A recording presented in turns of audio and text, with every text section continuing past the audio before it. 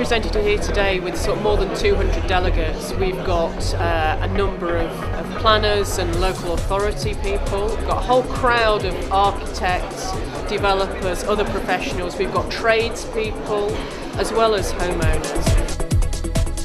Well, in Cumbria, our biggest problem with our houses is the buildings that we've already got. There's very few opportunities for people building new houses. So what we've got to do is to work with making our existing homes more energy efficient.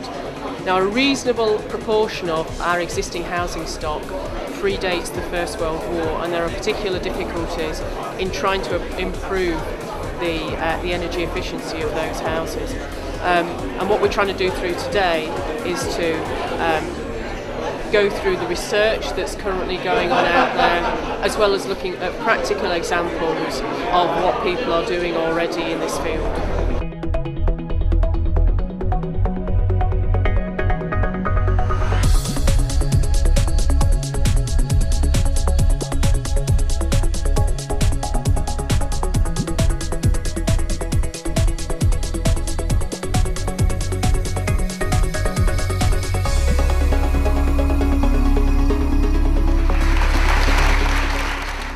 We've got 20 million houses in England, Wales, of which 5 million were constructed pre-1914. Now, of those 5 million, the vast majority of them behave very differently from the way that we construct modern buildings.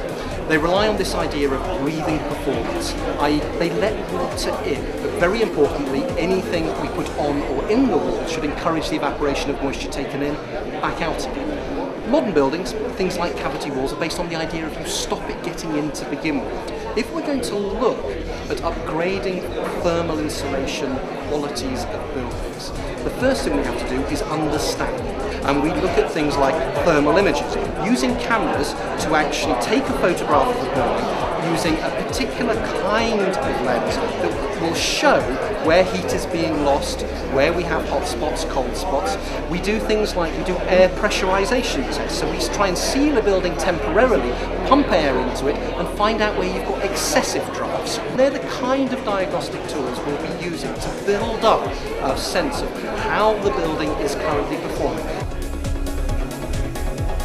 Over the last three and a half years, we've been doing some research in traditional building performance and sympathetic upgrades to traditional fabric. That includes work on windows, walls, floors, ceilings, other glazed areas. We know we've got quite high targets to reach with respect to carbon reduction in carbon levels. It is accepted that we need to make some improvements, and I think the secret is to get such improvements respecting the dynamic of the buildings, in a form that modern people can use easily and are appropriate. There's a number of new technologies that are now available, a lot of them passive and a lot of them very natural, which allow us to do that which before was perhaps a little harder. It's really good because it shows people what they can do with the existing stock. 80% of the existing stock will still be here in 2050, so we really need to address the buildings that we've got now, and people are unsure how to do that and in ways of which they can do it, and this gives them ideas, things to think about, and solutions to actually to reducing the energy and the carbon emissions of those buildings.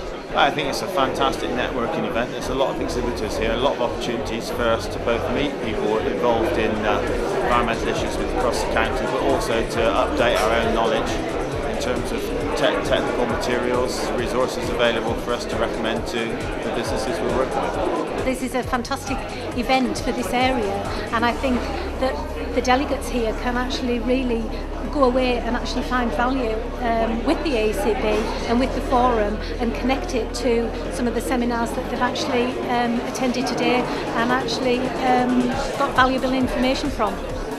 I'm optimistic, yeah. I mean, I think there's an incredible amount of research around. We've got some really good case studies out there. It's a case of building on that and making sure that we are sort of pulling all the information that's out there together. And I can see another conference already.